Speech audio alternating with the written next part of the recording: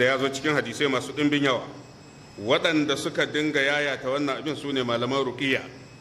Waɗanda ke ruƙiyya idan suna ruƙiyya ga mace, saboda haka sai su ce ai sun yi magana da aljanin, babu kuma dalilin maganar, babu dalili, saboda maganar da za ka yi da wannan aljanin tattaunawar da kuke yana raba ka ne da Allah, ba kusantar da kai ga Allah ba. Duk sa'ilin da kake hira da aljani kana daɗa nisantar manzon Allah, kuma kana daɗa ba da ƙofa da kafa na samar da shubuha ma aƙidaka. Me yasa? Saboda shi shedan da'iman dama yake nema, in ka bashi wannan dama to sai ya halaka ka. Saboda haka malami yana ruƙiya, aljani ya fito, kai kuma fa sai ya ce ni masoyinta ne. Sai a ce to ke in ta farfado kenan, sai a ce kina da al'ashiku, wai an samu mai son ta, saboda haka wani aljani ya aure ta don haka ba ta iya zama da mata. Zaka ji wannan abu yana ta yaduwa a tsakanin musulmai.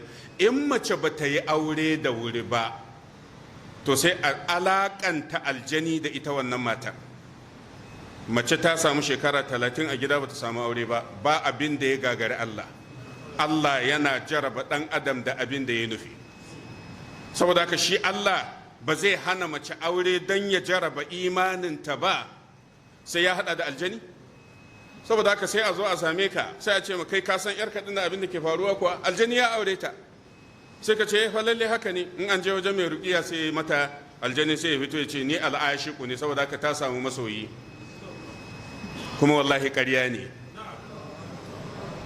Hadarin abin shine an wayi gari ana neman taimako wajen aljanu a maimakon Allah.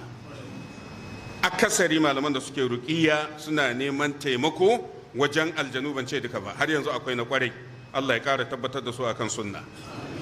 Amma haƙiƙa da yawa ba su san cewa suna yaɗa bokanci bane a tsakanin mutane.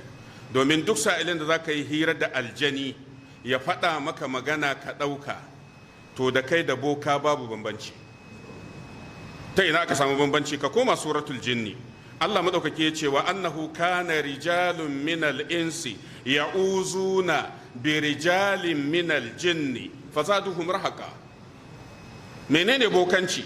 Wannan idan ka dubi dan bori, idan ana bori, ai kokari yake ya dadada ma aljanu saboda shi wannan mara lafiya ya samu sauki. Sai ya zama kai ma da kake ruqiya, akwai ma waɗanda ke aje aljanun musamman, aljanun suna nan, saboda haka su za su faɗi maganin ma da za a nemo. To yanzu nan kaga ana neman tsaro wajen aljani maimakon Allah, kuma ga alkur'ani a hannunmu. Shi yasa Allah madaukake ce fazaduhum rahaqa. Wannan yana silsilatu da'ifa mujallal na 12 shafi na 602. Albani marigayi Muhammad Nasiruddin Albani yayi magana hatta ta sashin mutane waɗanda ke ruƙiyya, waɗanda ke ganin kamar suna kan tafarkin sunna, alhali suna warware aqidar da manzon Allah ya riga ya ɗaura. To zaka ce babu aljani kenan? Akwai aljani, kuma babu shakka aljani yana lahani ga mutane. Ta ina ne aljani yake lahani ga mutane? Allah ya riga ya gaya maka. Aikin aljani shine sa wasuwasi. Aikin aljani shine jefa wasuwasi ga ɗan adam.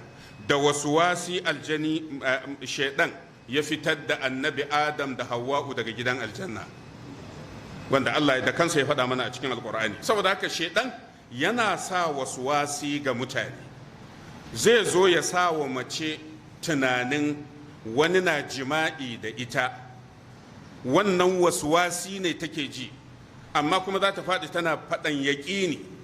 Akwai wanda za ka samu yana cewa ai matarsa akwai wani namijin dare yana zuwa mata. La, wasuwasi ne.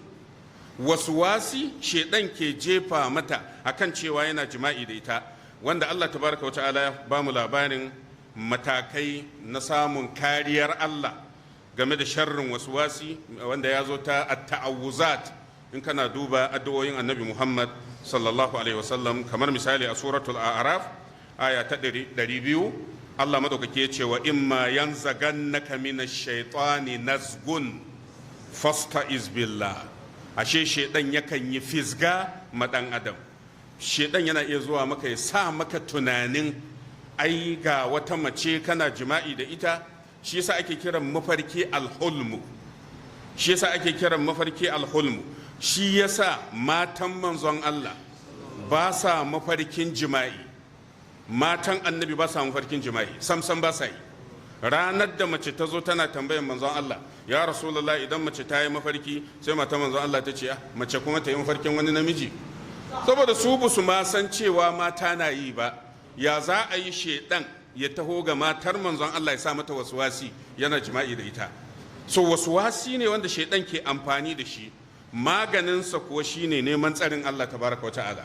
Amma duk mutumin da zai ce aljani ya auri mace ko